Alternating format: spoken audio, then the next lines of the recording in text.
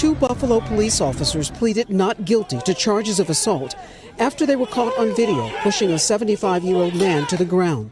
Martin Gorgino hitting his head so hard he lay bleeding on the sidewalk in front of City Hall.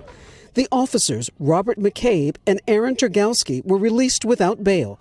They've both been suspended from duty without pay. As the officers leave the courthouse, cheers from a crowd of fellow officers and law enforcement.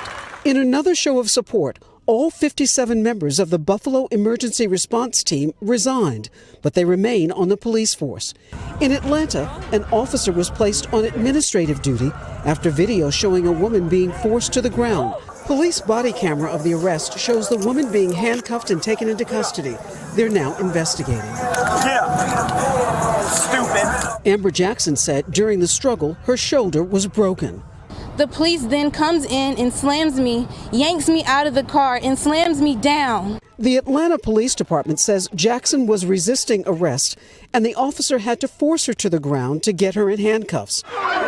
And in New York, the city's police department suspended 2 of its own after video shows one officer pushing a woman to the ground during protests and another officer seen pulling down a man's mask and pepper spraying his face.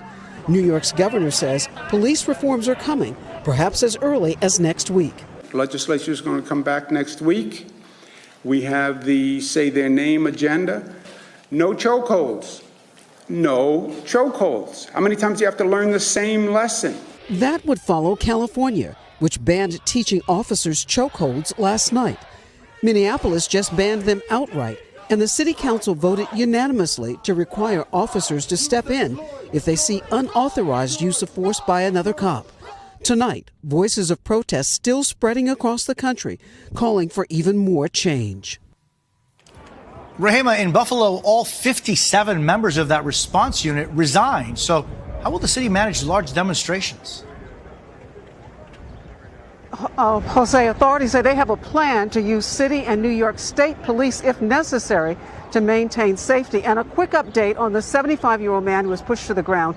His family attorney says he remains in the hospital. He's alert, but he says recovery is going to take some time. Hey, NBC News fans.